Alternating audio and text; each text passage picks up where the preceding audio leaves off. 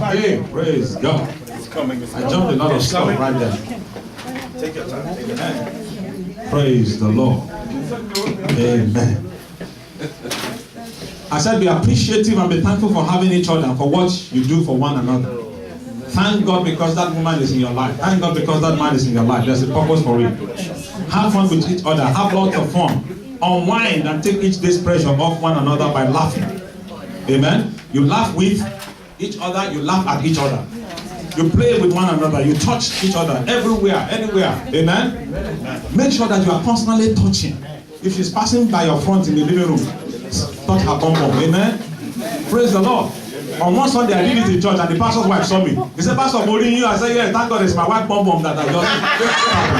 After service on Sunday, in the corridor of the church, and the pastor's wife said, "Pastor, I saw you." I said, "Thank God for your life." That's what we do at home. In the mall. Amen.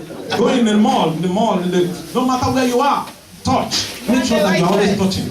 Amen. Praise the Lord. Amen. Praise the Lord. Amen. What about you and your husband don't have sex for over 10 or 15 years? What can you do to outside temptation in such a long time? That marriage is no longer marriage. 10 to 15 years? That's not marriage. What scripture are you following? I mean, I'm not asking you, but I'm saying that the Bible says the only reason why you have to not have sex is when both of you agree to fast and to pray. Have you been fasting and praying for 15 years? I mean, because that's the only reason. Now, this is a serious question. I know that it's possible that this has happened to somebody, possibly. Amen?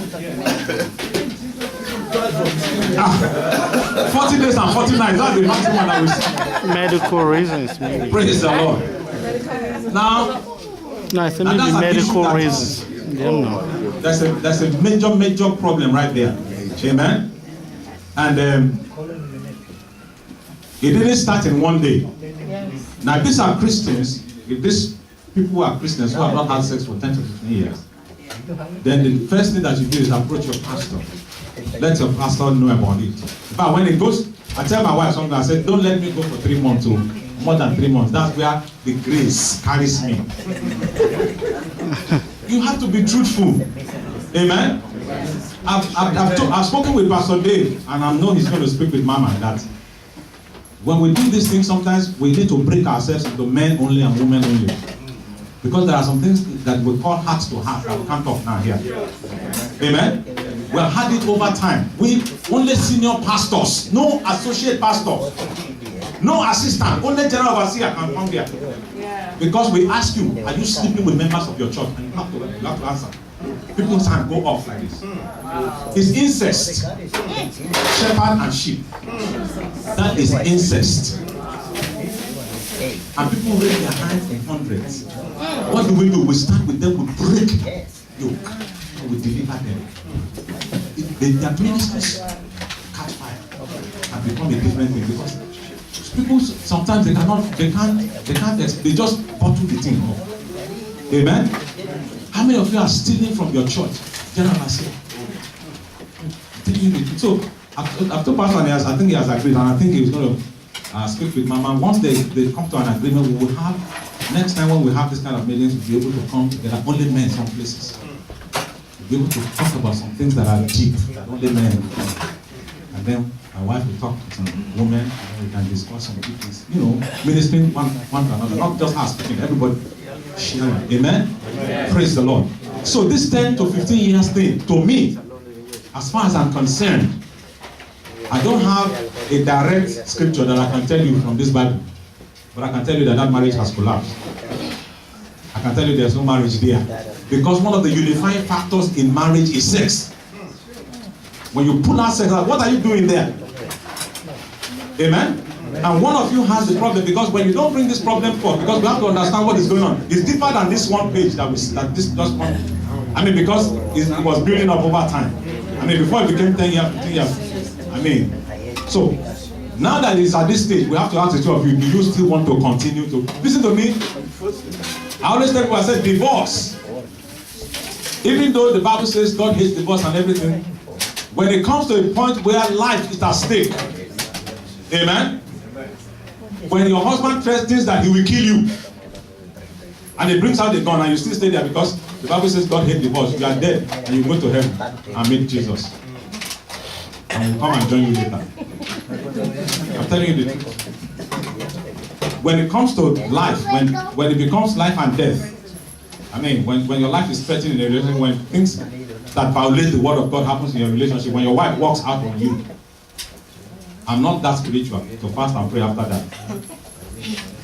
I'm looking at the next girl that I'm going to marry. I tell you. Amen? Praise the Lord. I will make mistakes. I'm human. I will ask God to lead me. But God did not create an Adam that cannot fall. Listen to me, people of God.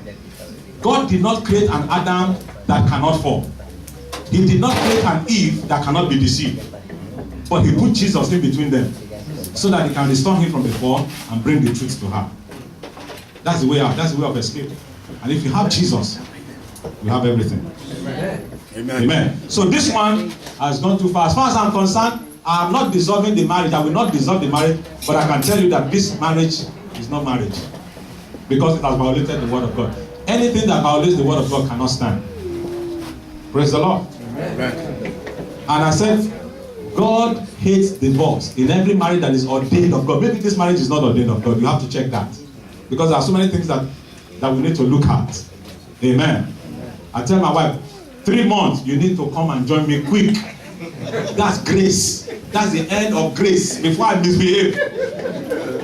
I'm a sexually active person. And I know many of us are. And I don't deceive myself. And when it's getting to 3 months, I said, you better call me now or come now, quick. Don't allow me to mess up. Praise the Lord. Amen. Is physical abuse grounds for divorce and can one remarry? Yes, in a very close area, once you are abused physically, I mean, because if you love the same woman that you will keep in the night and have sex with, you are beating her. Eh? You just beat your own body. Yes. Amen. I mean, if you abuse me physically, I'm out. Me, Jide Dada, I'm out. I've never beaten a woman in my life as an unbeliever. Now that I'm a Christian, I can't put my hands on it. Now we have to understand that whether this person who is abusing this person is an unbeliever is a different matter. Because no Christian man should ever abuse his wife. No Christian woman should ever abuse her husband. Whether mentally, because it has torment, it tortures.